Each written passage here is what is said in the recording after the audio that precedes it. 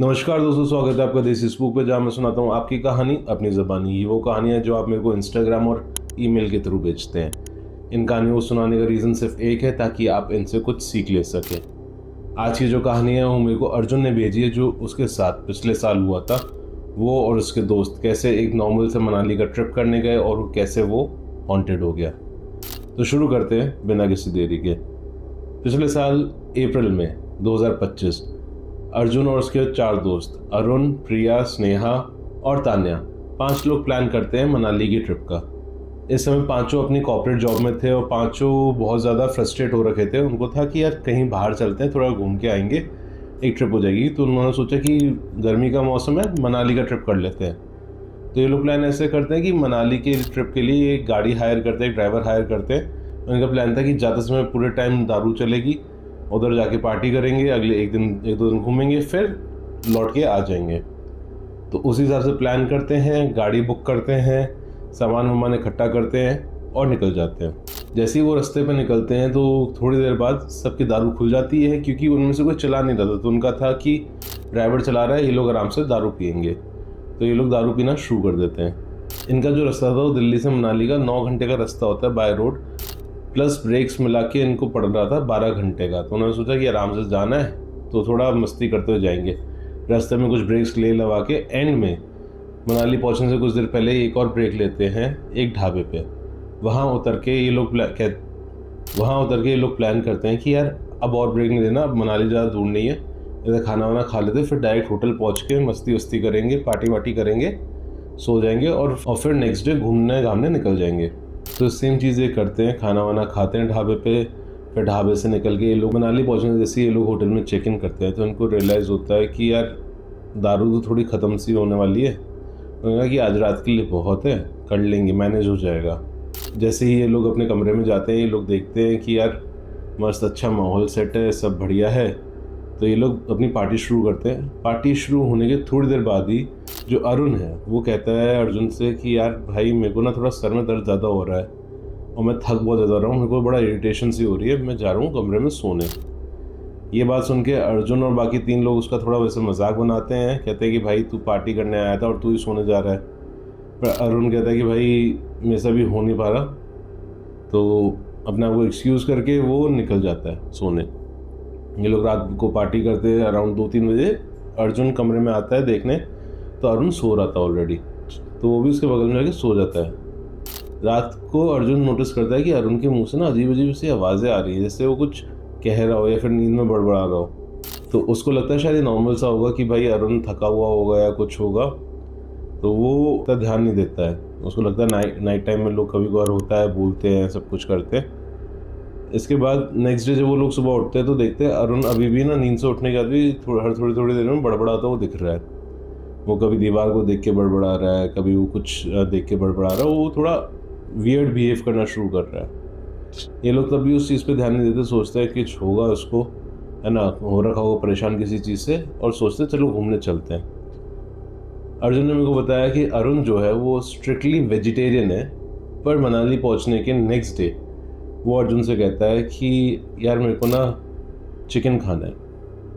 ये सुन के वो हैरान हो जाता है कि भाई तू तो वेजिटेरियन है, तू चाहे चिकन की मांग कैसे कर रहा है। कह रहे नहीं यार, थोड़ा बाहर आया हूँ, मन कर रहा है, मैंने पहले भी ट्राई किया हुआ है तो मेरा मन कर रहा है। तो अर्जुन थोड़ा तो कंफ्यूज होता है, थोड़ा उसको अजीब सा लगता है, क्योंकि वो अरुण को बहुत टाइम से जानता था और उसको ये मालूम था कि अगर चिकन खाया होगा तो ये मेरे को बता देता। बट सोचता है कि होगा, मन हो रहा होगा तो फिर कहीं जाते हैं रेस्टोरेंट में, वो अपना नॉनवेज खाता है। और वो उसको जब खाते हुए देखते तो देखते वो ऐसे भूखों की तरह खा रहे थे, नहीं बहुत टाइम से खाया ना हो, बहुत ही गंदे तरीके से ना ऐसे करके चिकन खा रहा है और ऐसे खा रहे से बहुत टाइम से उसको मिला ना हो। वो लोग कहते हैं कि भाई आराम से खा, आराम से खा। तो वो उनको गुस्से में देख के बोलता है कि भाई खा रहा हूँ, चुपचाप मेरे को खाने दो, फालतू में मेरी तरफ कुछ मत बोलो। तो उनको लगता है कितना रूड हो गया यार ये अचानक से खाने को लेकर।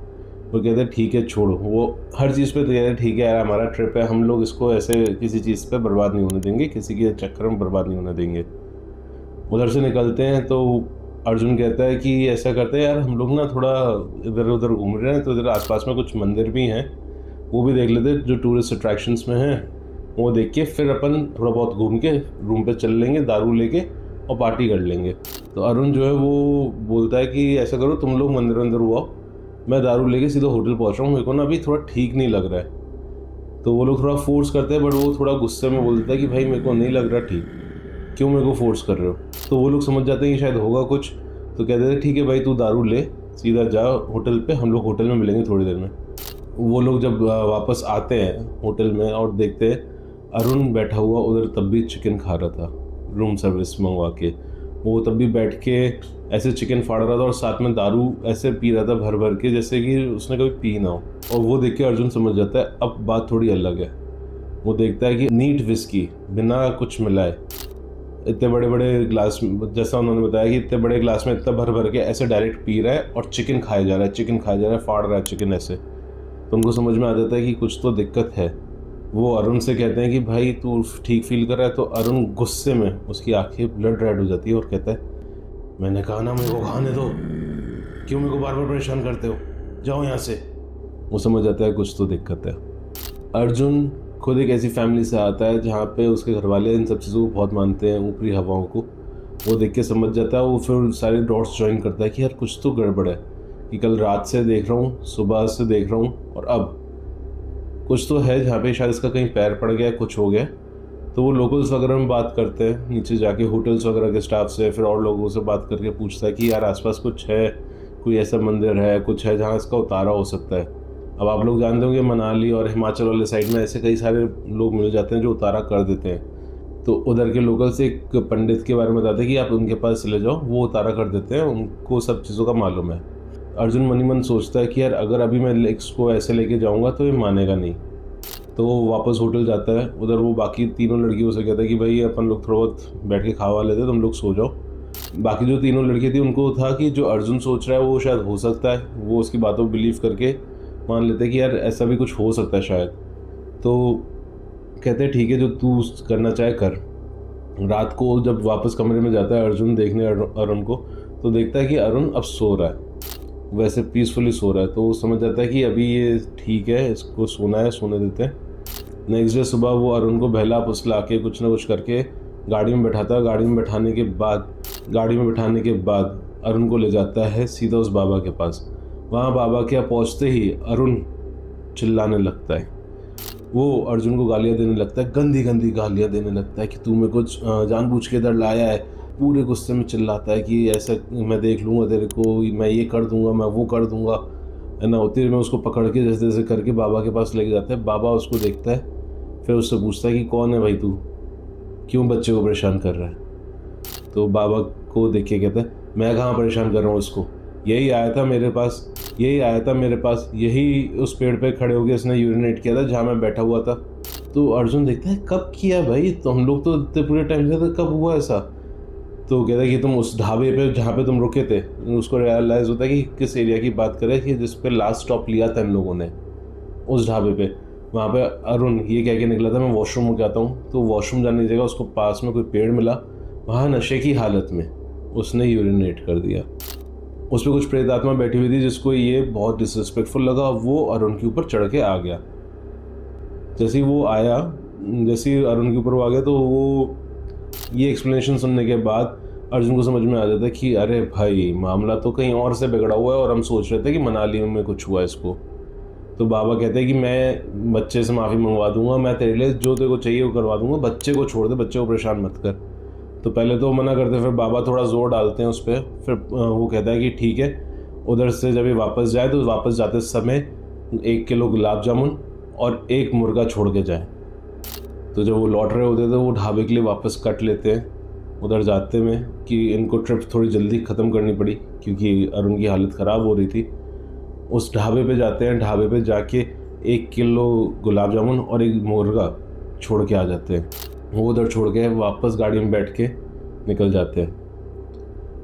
वापस दिल्ली आते हैं। दिल्ली आने के बाद वो लोग रियलाइज़ करते हैं कि इनके ऊपर कितनी बड़ी प्रॉब्लम आते आते रह गई, जस्ट बिकॉज क्योंकि अर्जुन इन सब चीज़ों को मानता था और उसके घर में ये सारी चीज़ों के बारे में माना जाता था।